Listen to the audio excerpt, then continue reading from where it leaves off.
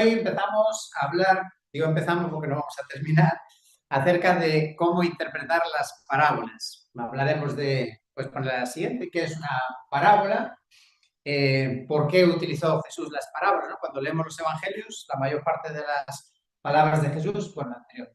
Bueno, puedes dejar. Sí. Ahí, esa. Gracias.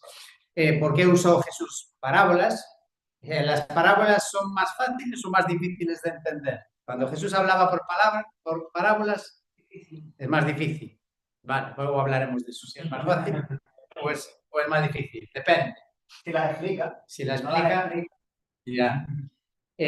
Otra pregunta que hay por ahí, bueno, esa no está aquí.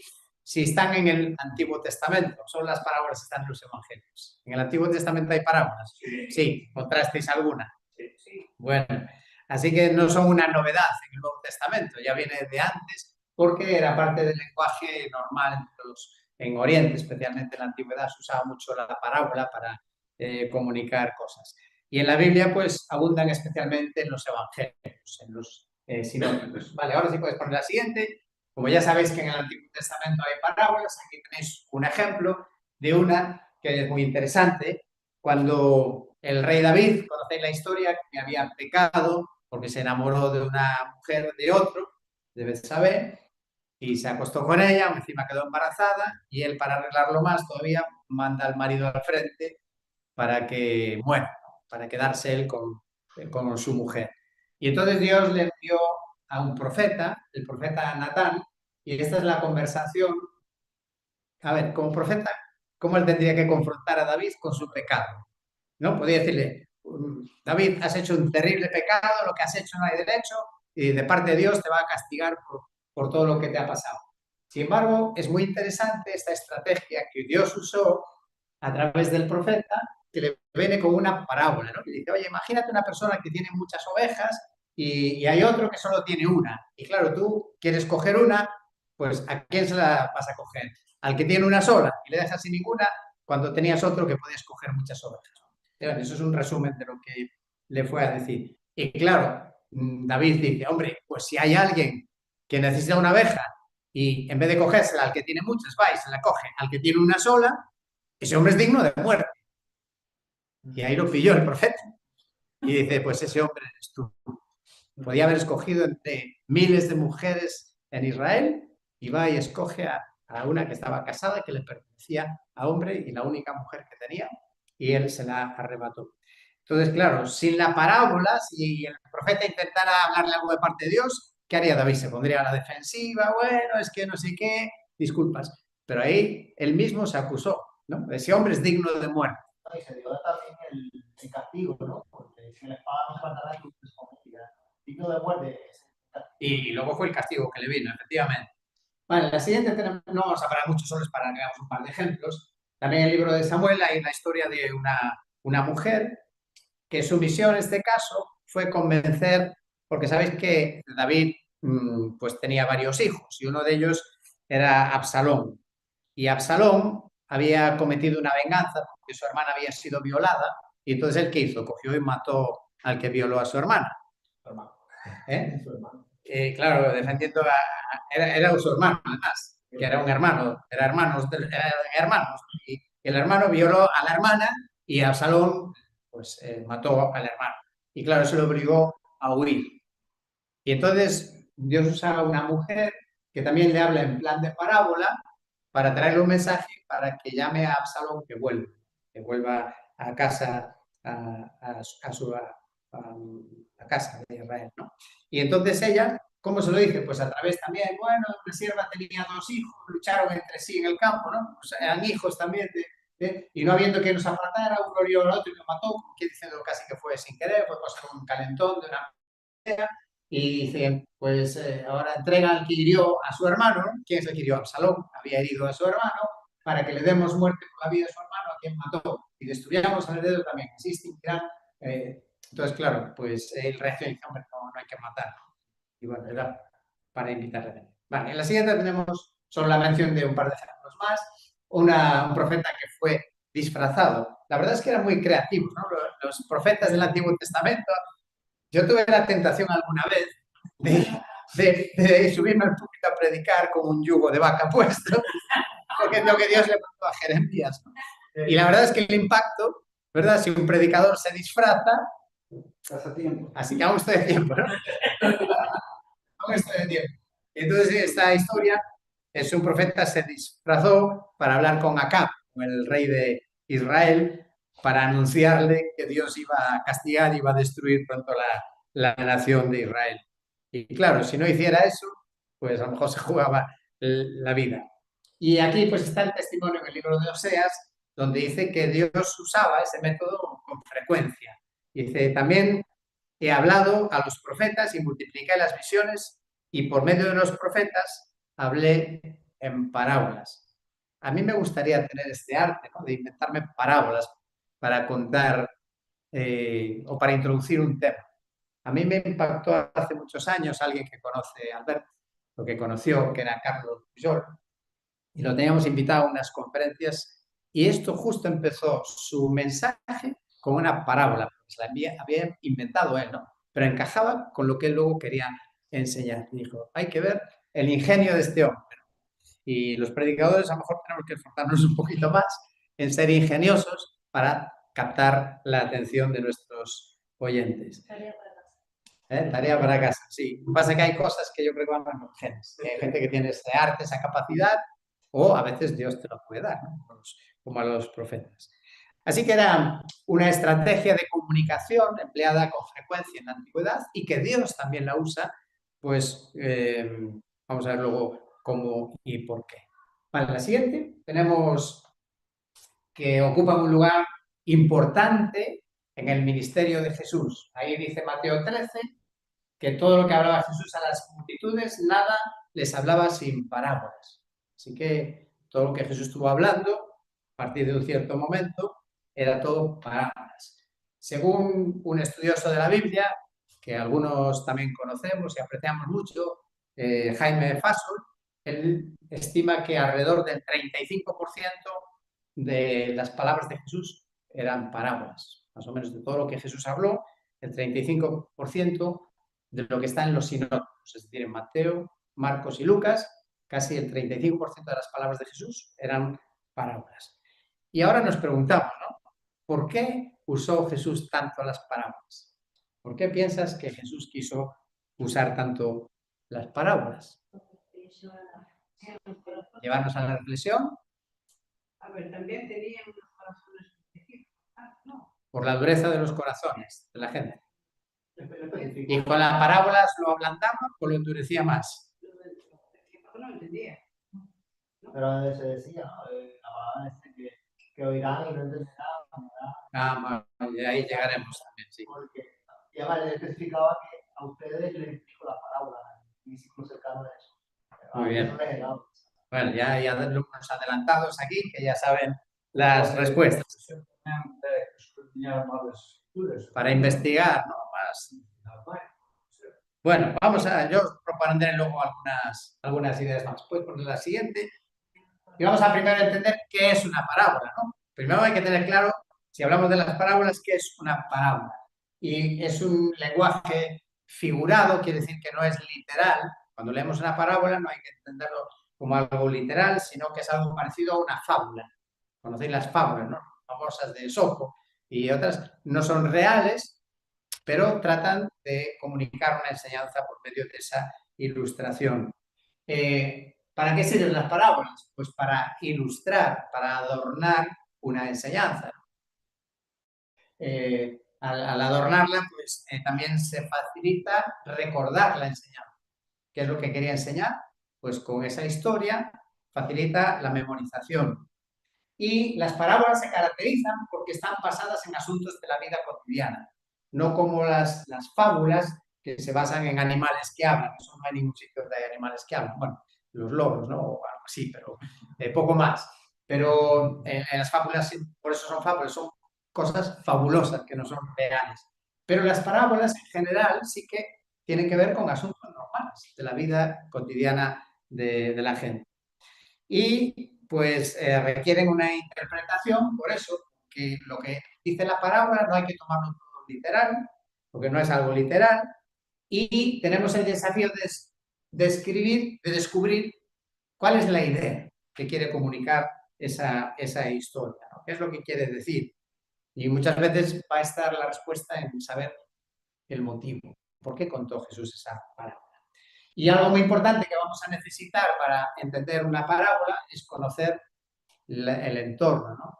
Imagínate, si tú vives en la montaña y nunca fuiste a pescar ni viste un marinero, pues háblale de la pesca y no tiene ni idea, no lo va a entender, ¿no? O las cosas del campo, las técnicas del campo, pues alguien que ha vivido siempre en otro mundo, pues quizás no entiende, ¿no?, cómo funcionan las cosas. Entonces, como son ejemplos de la vida cotidiana, tenemos que conocer cómo era la vida en ese tiempo. Vale, la siguiente tenemos la explicación de lo que significa la palabra parábola. ¿Por qué se llama parábola?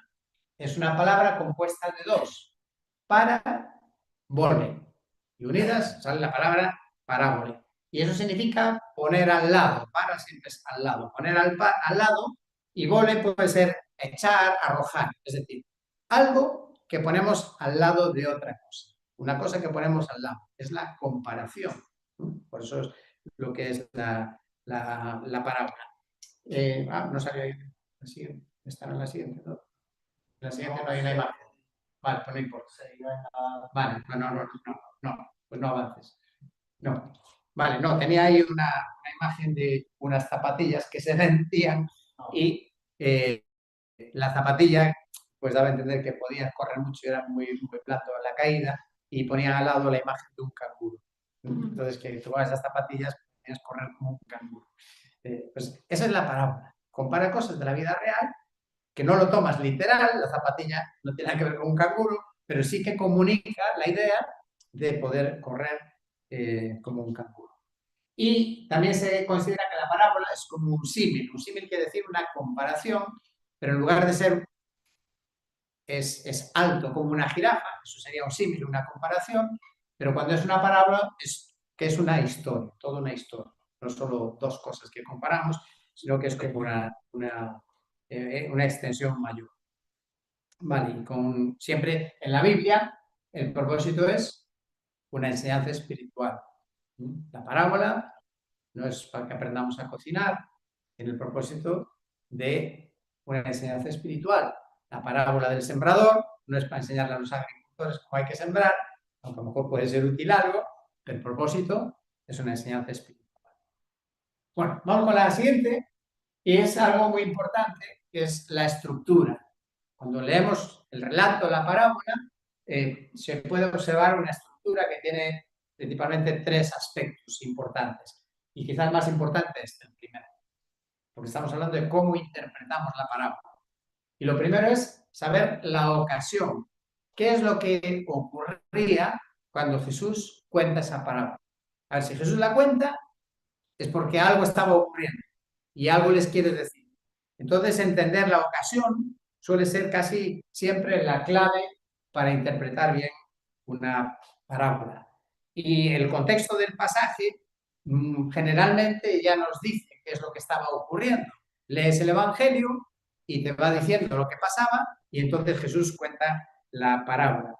A veces puede ocurrir, por ejemplo, Lucas 15, que está la parábola, una de las más famosas, que es la parábola del hijo pródigo. Muy bien.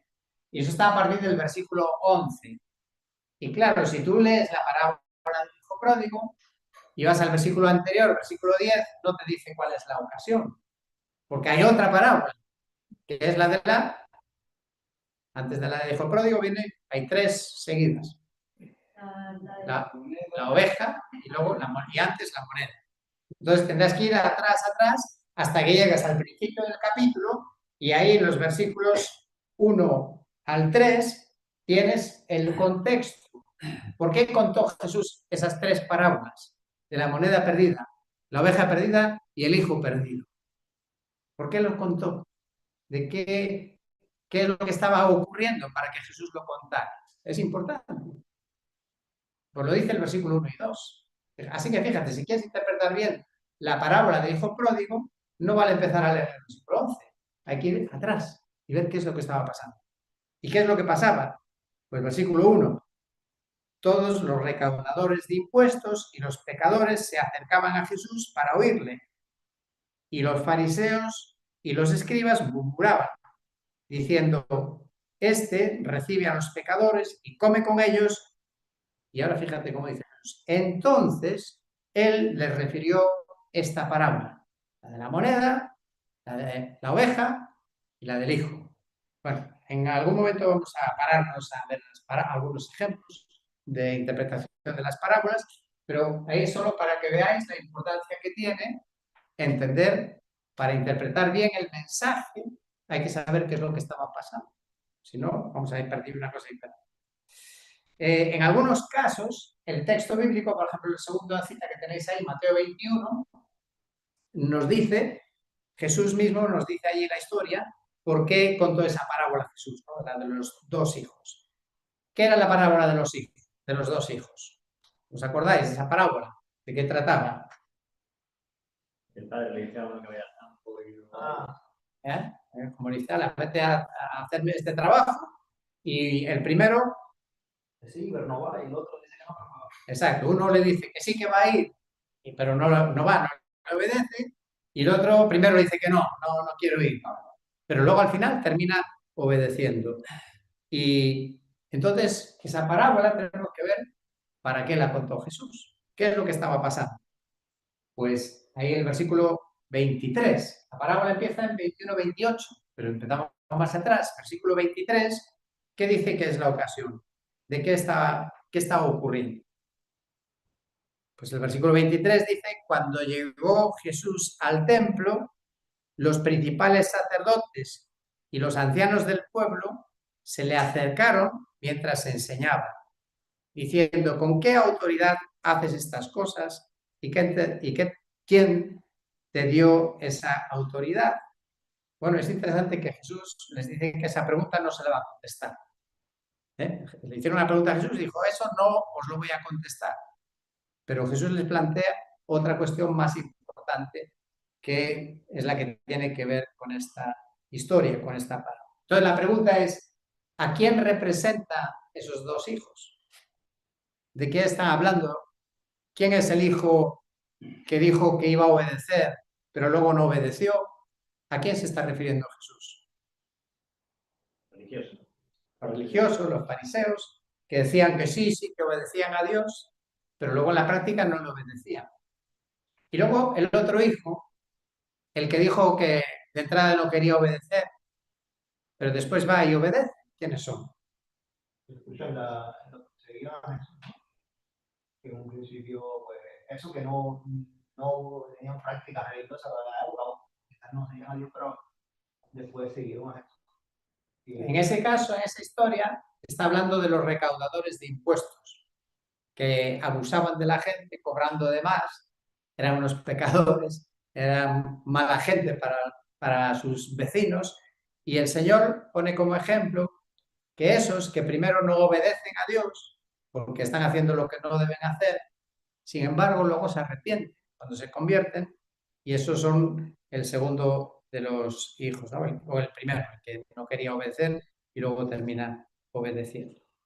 Vale, hay otro ejemplo más, los labradores malvados, que está en Mateo capítulo 21. ¿Qué es la historia de los labradores malvados? La que o sea, que nos había apretado y que iban a pedirle el dueño de la tierra a su padre. Exacto. Y enviaron a su hijo y mataron a hijo. Tenía arrendado el terreno y el dueño pues, pide su parte, ¿no? Del negocio. Y entonces envía a sus criados para que se lo den, y algunos lo matan, otros los golpean, pero no les dan su dinero. Y entonces el dueño de la propiedad, ¿qué se le ocurre? Voy a mandar a mi hijo, por lo menos a mi hijo lo respetarán. ¿Y qué pasó con el hijo? También lo mataron, ¿no? Y dice el versículo 43, al oír sus palabras, sus parábolas, los principales sacerdotes y los fariseos comprendieron que hablaba de ellos. Entonces, estos que golpearon a los mensajeros del jefe y luego matan al hijo, ¿Veis la relación de los fariseos que hacían con los profetas de Dios? Y al final, ¿qué hicieron con el Hijo de Dios? Entonces, ¿entendéis la parábola, verdad? Se puede entender. Otra, una última, la del buen samaritano. Esa la conocemos muy bien, ¿no? La parábola del buen samaritano, que ese hombre que fue golpeado en el camino, vino el sacerdote, pasó de largo, vino el levita, pasó de largo, y al final viene un samaritano y le cuida, le cura las heridas, lo lleva al mesón y se preocupa de ayudar. Ahora, la pregunta es, la parábola la conocemos, pero la pregunta es, ¿por qué contó Jesús esa parábola? Porque le preguntaron quién era.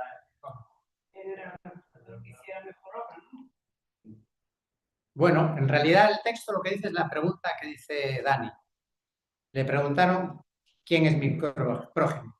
¿Por qué? Bueno, esa pregunta viene porque antes una persona le había preguntado a Jesús qué hay que hacer para heredar el reino de los cielos.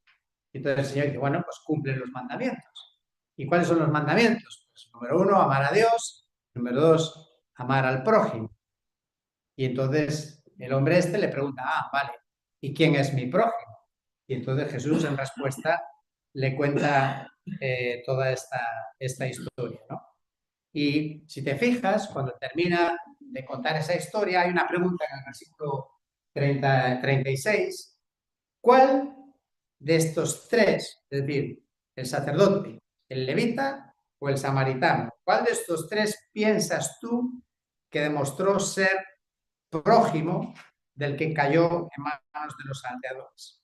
Bueno, la pregunta era fácil, ¿no? Pero era un poco trampa. Claro.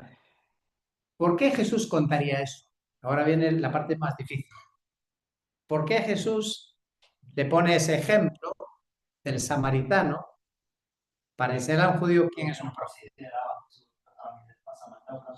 ¿Cómo sería los israelitas? No los gentiles, no los samaritanos tampoco. Sí, Seguramente. porque los judíos no consideraban prójimo a un gentil, incluidos los samaritanos. Para ellos un prójimo era si era de su misma raza, su misma religión. Pero un extranjero, como un samaritano o un gentil, no sería considerado un prójimo. Y con esa parábola Jesús le está corrigiendo eso. Es muy interesante un detalle que hay al final de esta historia, que está en el versículo 37, si por casualidad lo habéis buscado en la Biblia. Y es que cuando Jesús le pide a este hombre, le dice, ¿quién fue el prójimo de los tres? ¿Tú qué responderías? A ver, habló de un sacerdote, de un levita y un samaritano. Y ahora Jesús te dice, ¿cuál de los tres fue el prójimo? ¿Tú cuál sería tu respuesta? El samaritano, ¿no? Pero curioso, este hombre le toca tanto en su interior que no es capaz de decirlo. La respuesta de él fue, el versículo 37 dice, el que tuvo misericordia de él, pero no quería ni pronunciar la palabra samaritano. Le costaba reconocer que un samaritano fuera su prójimo.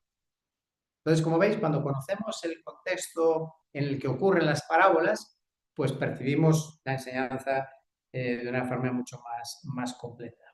Así que, al final, ¿cuál es la enseñanza de esa parábola? Pues aún incluso más que la misericordia, que es lo que puede parecer, viene a enseñarle a este hombre que le había preguntado a Jesús qué hay que hacer para entrar en el reino de los cielos. Al final, la parábola es una ilustración, no era para enseñar directamente. Él está preguntando qué es lo que tengo que hacer para entrar en el reino de los cielos. Y le habla de los mandamientos, de cumplir con los mandamientos.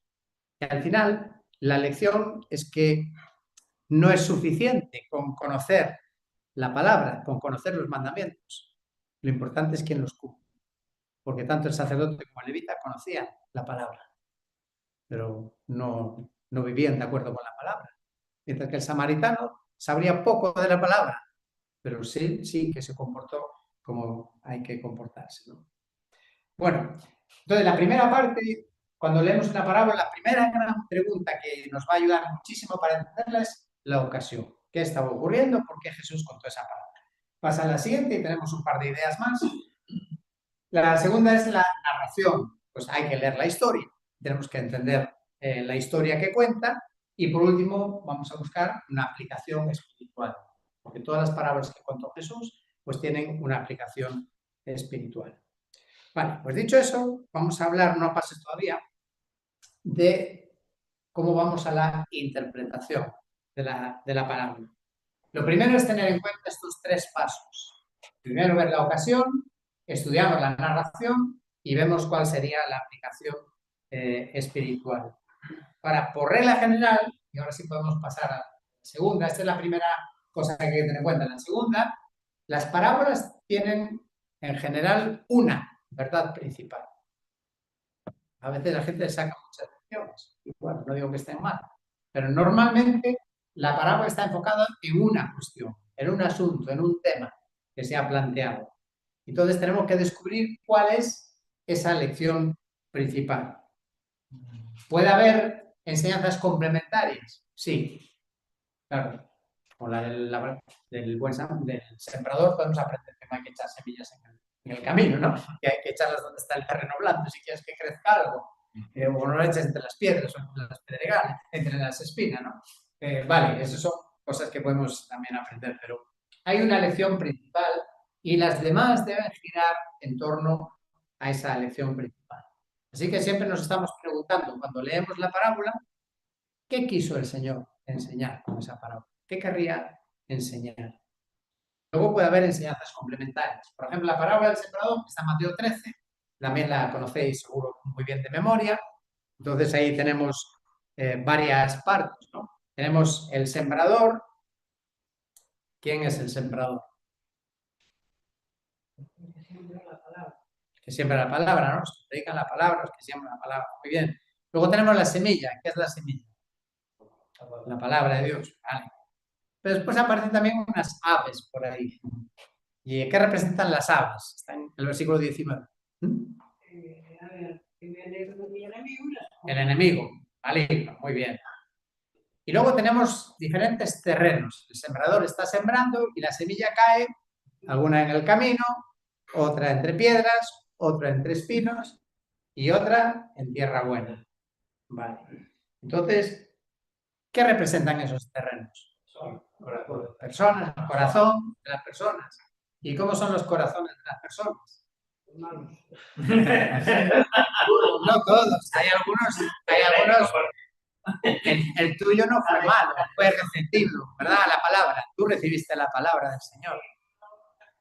Bueno, a ver, claro, los terrenos los hay mejores y peores, pero aún así prendió y creció. La palabra dio fruto en tu vida. Pero hay muchas otras personas que no. Entonces tenemos los del camino, son los que tienen el corazón endurecido, que ya no quieren ni escuchar, no reciben nada. Hay un buen entierro, ahí está, muy bien. Y estos además, no solamente están endurecidos, que no quieren escuchar, que vienen las aves, el enemigo, y trata de quitárselo de la mente.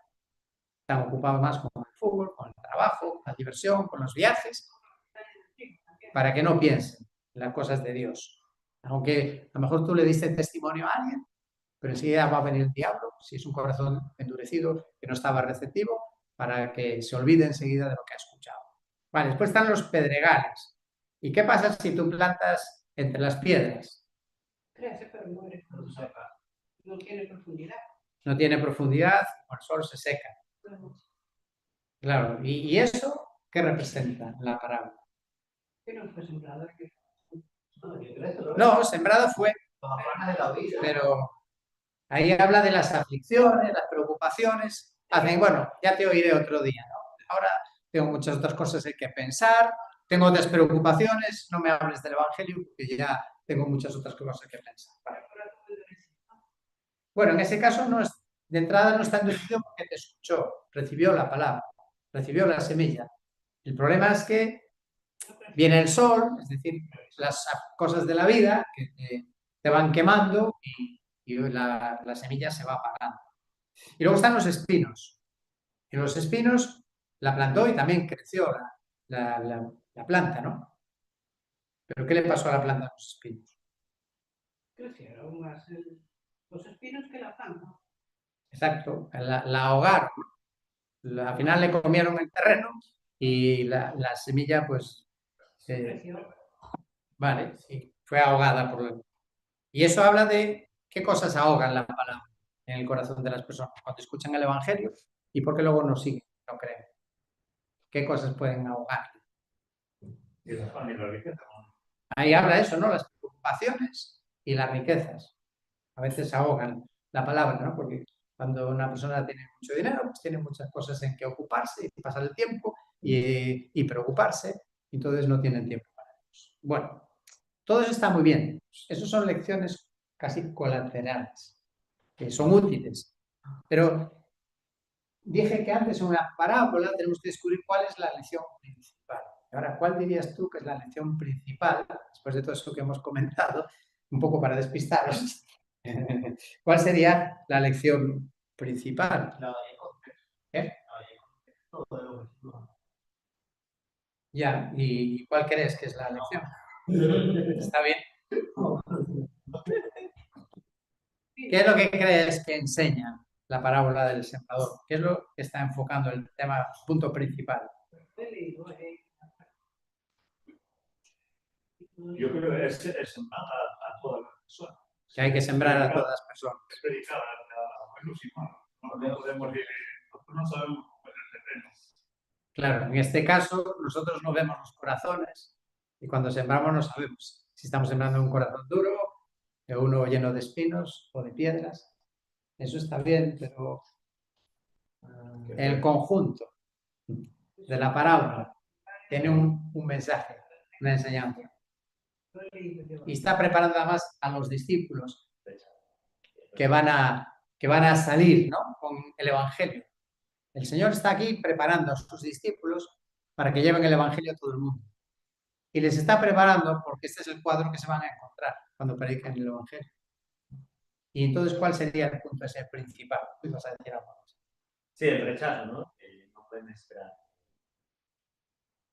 que vaya todo bien, que sean muchos, sino que no van a... Que no habrá. Que la misma palabra va a causar distintos tipos de De escenarios, respuestas. distintos tipos de respuestas. Porque la semilla era la misma. Y todo eso se podría resumir quizá aún en una idea que tiene que ver más con el resultado de la siembra. Ellos tienen que sembrar, es un mandato bíblico, predicar el Evangelio. Pero aquí responde a esa expectativa de los resultados. Y que los resultados no dependen del sembrador, no dependen de la semilla, dependen del corazón de la persona. Y esto creo que es una acción importante, porque podemos sentirnos a veces frustrados y pensar, ¿será que yo no sé explicarle bien el Evangelio a esa persona y por eso no se convierte?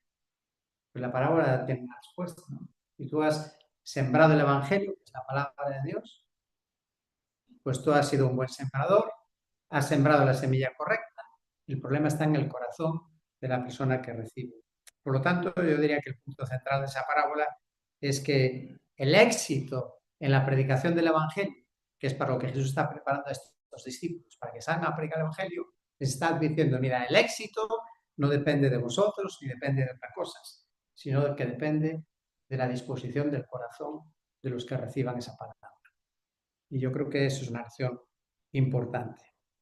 Bueno, entonces, como veis, algunas parábolas podemos sacar muchas enseñanzas, pero siempre hay una principal. Y Mateo 13 está al principio, cuando Jesús empieza a hablarles por parábolas, les está preparando para la misión que ellos tienen por delante. Entonces, no en todas las parábolas, como hemos hecho en esta, hay que buscar lecciones en cada punto, ¿vale? Porque pueden ser cosas adicionales que no tienen un mensaje. Bueno, tercera cosa a la hora de interpretar una parábola. La primera veíamos sobre todo la ocasión, cuál fue el motivo por el que la contó y cuál sería esa lección. La verdad principal. Y en tercer lugar, las parábolas no se deben usar para establecer ninguna doctrina. Para enseñar doctrina, no. Valen para ilustrar la doctrina. Eso sí, Jesús las usaba para eso. Pero no para enseñar o establecer una doctrina. Entre otras cosas, ya partiendo de que es lenguaje figurado. No se puede usar lenguaje figurado para establecer ninguna doctrina, ninguna enseñanza. porque con figuras podemos enseñar cualquier cosa, ¿no? Entonces eso no se debe hacer nunca. Y ahí viene la gran pregunta, ¿por qué entonces Jesús comenzó a hablar en parábolas? Bueno, y aquí un poco está la respuesta en la frase anterior, ¿no? La doctrina es la que interpreta la parábola. Con la doctrina que conocemos es que podemos interpretar las parábolas. Entonces viene esta pregunta, ¿por qué comenzó Jesús a hablar en parábolas? Y notamos que en el Evangelio dice, a partir de cierto momento, que Jesús empezó a hablar en parábolas. Quiere decir que antes no hablaba en parábolas. Y hemos dicho ahora que en Mateo 13, por ejemplo, en el caso de Mateo, empiezan las parábolas en Mateo capítulo 13. Pero antes hay palabras de Jesús, hay enseñanza de Jesús. Sí, vale, pero me refiero a las parábolas de Jesús que empezó, dice, solo hablar en parábolas. Eso fue a partir de ahí, de Mateo capítulo 13. Pero antes Jesús estuvo hablando con sus discípulos y con las multitudes. Hay algo muy importante que está en los capítulos anteriores de Mateo, ¿no? El Sermón del Monte.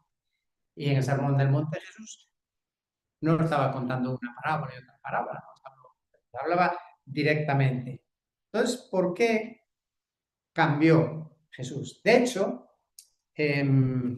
sí, vamos a la siguiente. Tenemos la pregunta de los discípulos. Fijaos, se acercan los discípulos a Jesús y le preguntan, ¿por qué hablas en parábolas? Es decir, que se dieron cuenta que Jesús había cambiado, que antes hablaba de una manera y ahora no hacía más que hablarles por parábolas. Y entonces la respuesta de Jesús es muy interesante. Y ahí entra esa primera pregunta que dejé en el aire sin contestar, que es si las parábolas son para aclarar o son para oscurecer el mensaje. En un sentido, se puede decir que las dos cosas son verdad. Fijaos, dice, ¿por qué habla en parábolas Jesús? Porque a vosotros os es concedido conocer los misterios del reino de los cielos. Es decir, vosotros ya conocéis la doctrina, la enseñanza del reino, y entonces podéis entender las parábolas.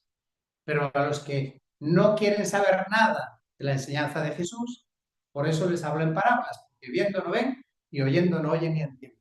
Porque ya habían rechazado el mensaje de Jesús, de bueno, pues entonces a partir de ahí Jesús decidió hablar en parábolas.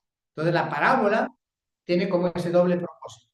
Por un lado, revelar a los que ya conocen la palabra y la entienden, pues les revela, les ayuda a entenderla, a recordarla, a memorizarla, les ilustra la enseñanza, y a los que no entienden, pues les deja un poco más ocultos. ¿Por qué?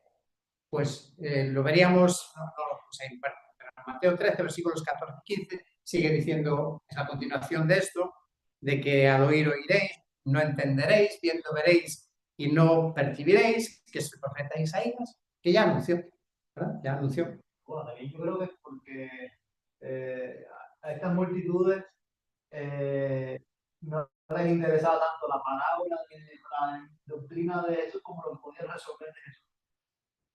Y entonces, en ese punto, para mí dijo, hay más pasajes en la Biblia donde enseña, ¿no?, que al que tienes le dará más. O sea, que conforme nosotros queremos saber de Dios, Dios se da a conocer. Y el que no quiere saber, pues al final menos. Y creo que aquí hay un pequeño paréntesis, una aplicación y una advertencia para nosotros también frente a la palabra de Dios, de que entender la revelación de Dios, lo que Dios nos comunica, nos enseña, si no tenemos una actitud correcta, pues tampoco lo vamos a entender, la palabra. Si nosotros leemos la Biblia, pero no tenemos una actitud correcta de buscar y conocer, realmente entender la voluntad de Dios y la palabra de Dios y de querer obedecerla, a lo mejor no la entendemos. Y vemos gente, ¿no?, que lee la Biblia y parece que lo entiende muy fácil, y otras leen lo mismo y no lo entienden. Entonces, tenemos que leer y buscar a Dios siempre con esa actitud de un corazón dispuesto a que el Señor te enseñe. Si no, te puede ocurrir como eso. Un poco recuerda la historia de Faraón, ¿no? Cuando Israel salió de Egipto, Dios le envió mensajes y llegó un momento que Dios ya endureció el corazón de Faraón. Pero pues ahora ya no lo va a hacer. Y yo tengo esa impresión a veces también con personas en nuestro tiempo que escuchan el Evangelio, lo han escuchado una y otra y otra. Al principio parece que tienen interés, que les gustaba, les interesaba y de repente, ¡oh!, como que ya no hay manera, ¿no? Puede ser, ¿no? Que Dios les haya dado la oportunidad, se han endurecido y ya no van a entender más. No sabemos, eso es un asunto de Dios, no nuestro. Así que puede ser también una advertencia para nosotros. Probablemente también hay otro motivo por el que Jesús usó eso, para los que no querían saber realmente con sinceridad. Porque si Jesús siguiera predicando abiertamente, probablemente aceleraría la oposición, que lo detuvieran y lo matasen antes. Entonces, era una manera de decir las verdades como camufladas, que los discípulos las entendían, pero la gente de fuera, como era así lenguaje parabólico, no podía usar eso, por así decir, para ir al juez y acusarlo, porque dependía de la interpretación, ¿no? Claro, me parece muy inteligente, ¿no?, también que Jesús usara esa ambigüedad para también protegerse y alargar el tiempo necesario para su ministerio. También otro aspecto podría ser frente a las multitudes, también casi como era una gracia, ¿no?, el no ponérselo tan claro, pues tenían menos responsabilidad cuando escuchaban las palabras de Jesús. Y lo que sí podían despertar las parábolas, y eso ocurría, que la gente entonces preguntase. Y así Jesús realmente solo daba la enseñanza a los que querían saber. Y eso ocurre hoy también. El Señor sigue ahí, la palabra de Dios sigue ahí, pero el Señor solo va realmente a enseñar a aquellos que de verdad buscan y quieren saber.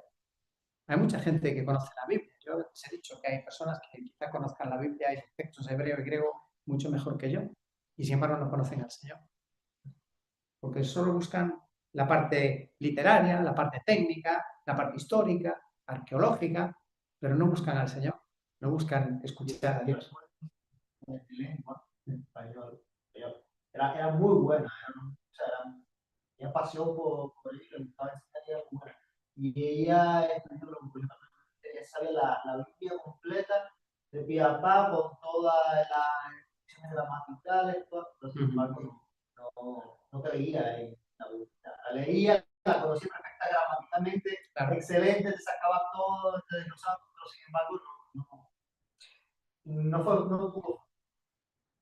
Muy bien, como el tiempo ha pasado, vamos a terminar aquí con la siguiente. Un texto simplemente que abunda en lo que acabo de decir, de Marcos 4, 34, que dice: con muchas parábolas como estas les hablaba la palabra, según podían oírla.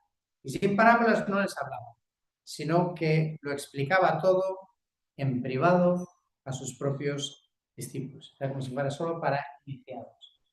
Entonces, conocer a Dios y escuchar a Dios tiene mucho que ver con la disposición del corazón. Y creo que eso es útil también para nosotros.